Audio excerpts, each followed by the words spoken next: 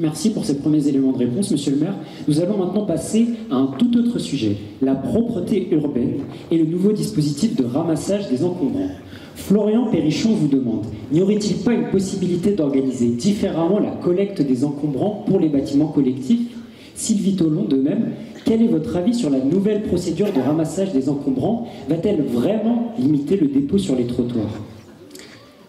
On le voit, la propreté, c'est l'affaire de tous. Il y avait un certain nombre de questions, nous les avons regroupées et nous avons choisi celle-là, mais il y en avait pas mal d'autres sur ce sujet.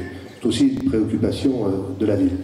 Depuis le 1er janvier, nous avons choisi de mettre en place, en devançant un petit peu l'appel, si je peux m'exprimer ainsi, le dispositif de collecte des encombrants à domicile, dispositif qui est proposé par le SMITOM Lombric, dont je salue le président qui est par ici. Voilà, Franck nous fait l'amabilité d'être à nos côtés ce soir. Ce dispositif, évidemment, ça tombe sous le sens puisqu'on collecte les déchets à l'intérieur des propriétés ou des ensembles immobiliers, contribue de fait à diminuer la quantité de ce qui est présenté sur la chaussée.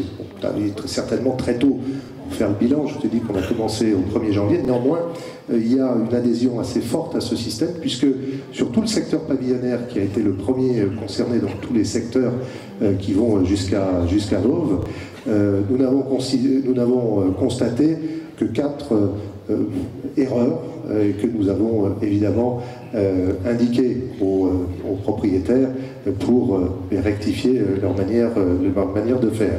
Le retour a été positif globalement. Cela dit, comme tous les nouveaux dispositifs, il faut rester vigilant.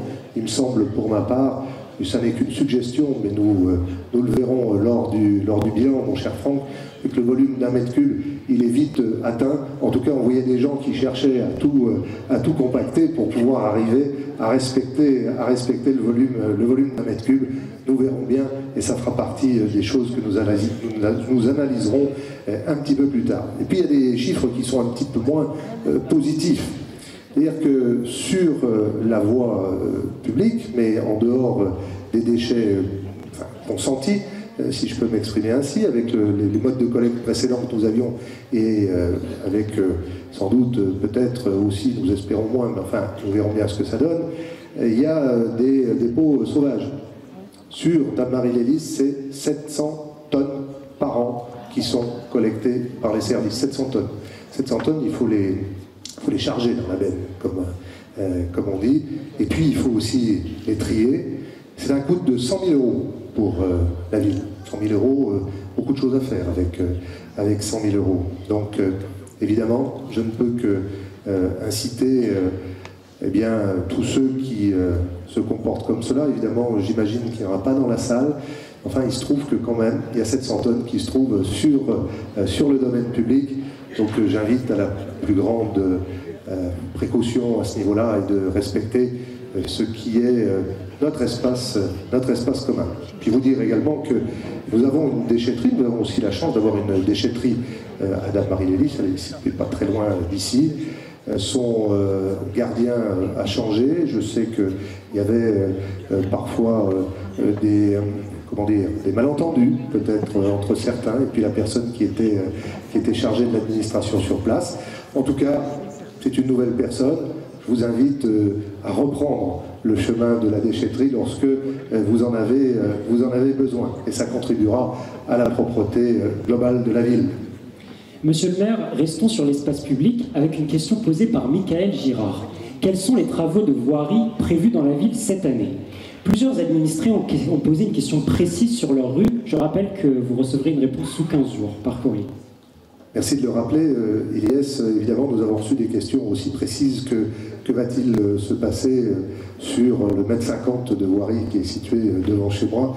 Il ne s'agissait pas d'apporter toutes ces réponses-là ce soir, mais comme on vous l'a dit, on s'engage à vous apporter des réponses les plus précises possibles.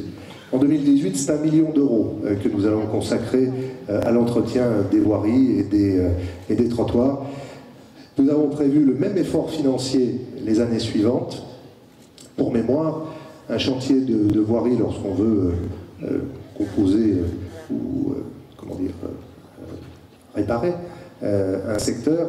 Un chantier de voirie sur une voie, c'est de 50 à 200 000 euros. Donc ça vous donne une idée du nombre de voiries que nous pourrons traiter ainsi au fil du temps. Et puis, rappelez aussi l'action du département en la matière. Depuis maintenant quelques années, le département a choisi de réorienter une bonne partie de ses politiques vers l'entretien des voiries départementales. Ça commence à se voir à beaucoup d'endroits. Il y a des projets qui sont en cours autour de la commune. Je pense en particulier aux aménagements de sécurité au carrefour de la Glandée qui sont à l'étude actuellement.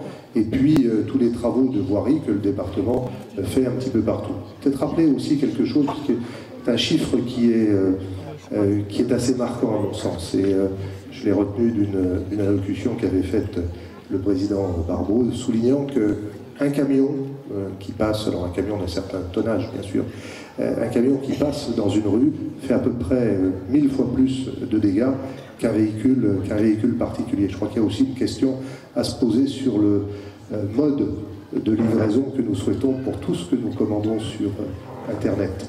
En tout cas, se poser des questions à ce niveau-là, je pense que ça fait partie des choses qui doivent être développées dans les assemblées qui sont les plus concernées.